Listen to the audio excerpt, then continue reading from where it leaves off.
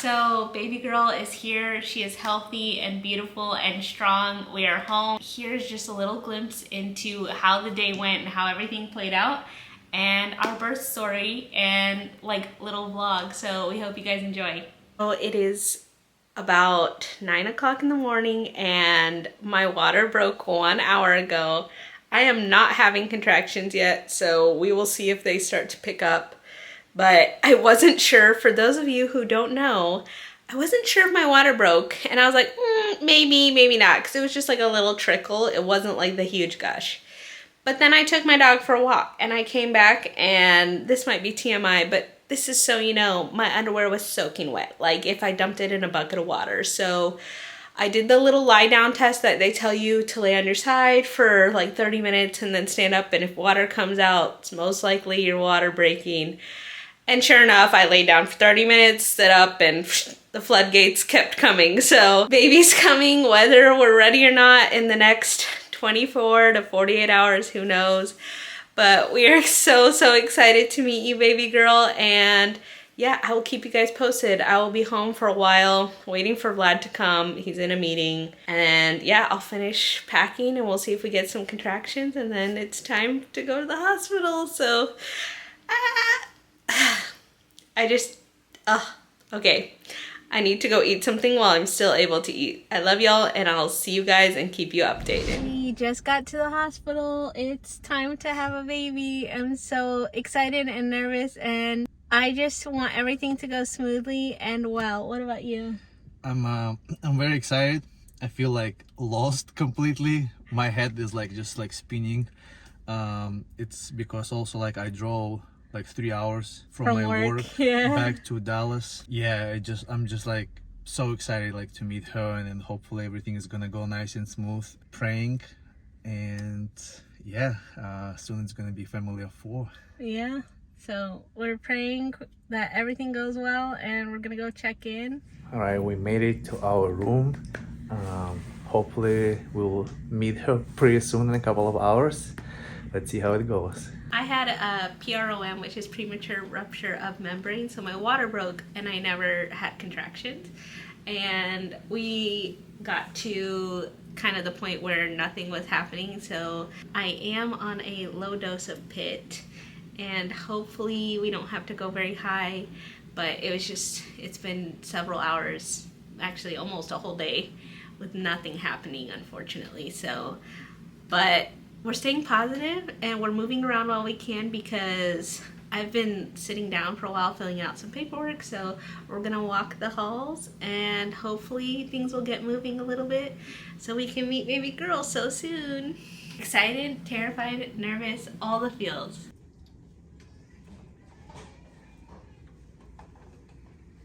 How are you feeling, Dad? Well, me personally, I feel great.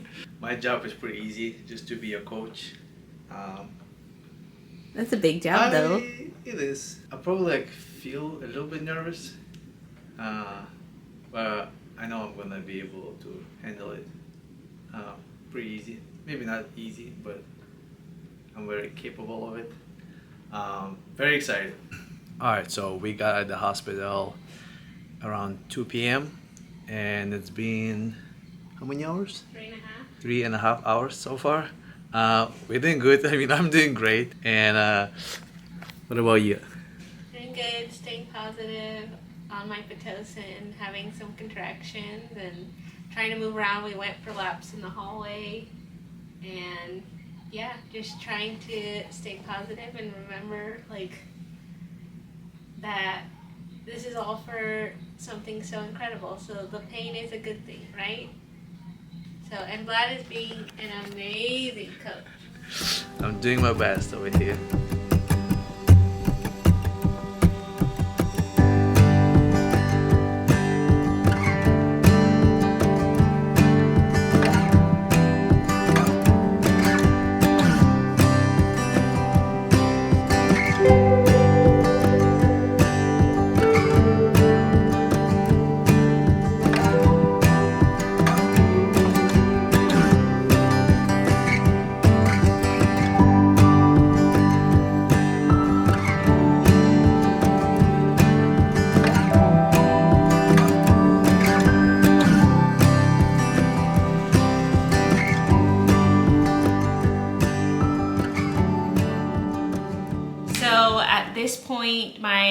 contractions got really, really intense. We were on Pitocin like 20, and I was only 5 centimeters dilated, and I was having contractions pretty much every 30 seconds for almost 3 hours. So we don't have any footage of this because I was in so much pain. And they asked me if I wanted epidural. At first I said no because I really didn't think I would be having contractions 30 seconds apart for 3 hours at only a 5. But the nurses were like, you're stuck at a 5. I don't know how long it's gonna take you to get to a 10.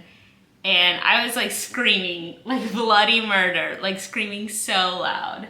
Yeah, I remember when you were like in such a pain, and then at one point you start like hitting the bed, and I thought, oh my God, you might gonna break your arm, and I was trying to calm you down, but at the same time I understand the pain I would say I don't understand, but like I can only imagine the pain you're going through.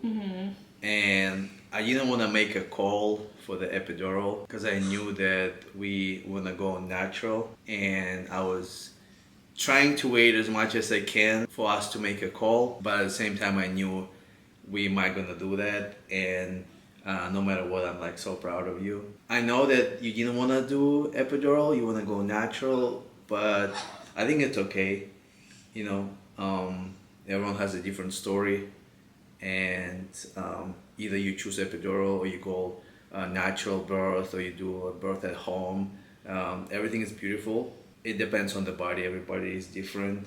And then at the end of the day, I think that's what God wants you to do. Yeah, so at this point, it was just like too painful. I could barely breathe. The nurses this is something the nurse told me the next day after we had the baby, but our nurse told us that the entire floor of nurses thought I was already in transition at that point because I was in so much pain and the contractions were so close together. And then they all found out I was just at a 5, and they were like, wow. And so I ended up doing the epidural, and I think I was really disappointed in myself, and I shouldn't have been, and I think that an epidural is totally fine. I just think like when you put something in your mind, like you feel disappointed because like you didn't follow through. But I think it was the right call because at that point I was so exhausted already. And, something my nurse was talking to me about, and she was incredible. She didn't push anything on me. She was like, it's totally your choice. But she was telling me like, you want to be able to push your baby out. And we had already had PROM, which is the premature rupture of membranes. And I had no contractions. So we were kind of like a little bit on a timeline. But it was just like one of those that you feel disappointed in yourself, but I was able to let my body kind of rest a little bit. Once the epidural kicked in, contractions died down for me to feel, obviously. And then it took several more hours, and that will be a next little clip. But at the end of the day, I think it was the right choice because we didn't end up hitting 10 centimeters for another, 8 hours. And even without the epidural, the doctor said it would have been faster, but it still would have been at least 4 or 5 hours, she thinks, because I was stuck for so long at 5 centimeters. And so it was a hard pill for me to swallow, but I'm just so thankful that baby girl came healthy and safe. Looking back at it, I'm thankful that I had the ability to choose. And I think that's what birth is all about. It's the choice that you get to make. And I was not forced to make any decision. I got to do that myself. And though it was a hard decision, I think it was a good decision. Vlad got to sleep some because he was, I think, very stressed. And I got to rest a little bit and let my body recover, so I was able to push baby girl out and not be so tired that I wouldn't have the energy, because at that point, like I said, I was already wiped out.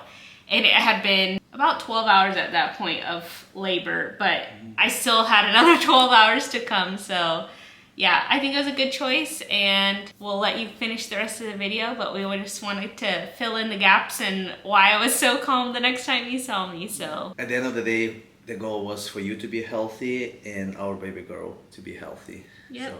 So keep watching. How do you feel? Exhausted, but she should be coming out in the next hour or two, hopefully, if everything goes smoothly. So gonna get a little bit more rest, and then things don't go as I wanted to, but I'm just praying that she stays healthy, and so do I. Yeah, I'm just so proud of you. You did an amazing job so far. Thanks, baby. And I'm excited to meet her pretty soon, in a couple of hours. All right?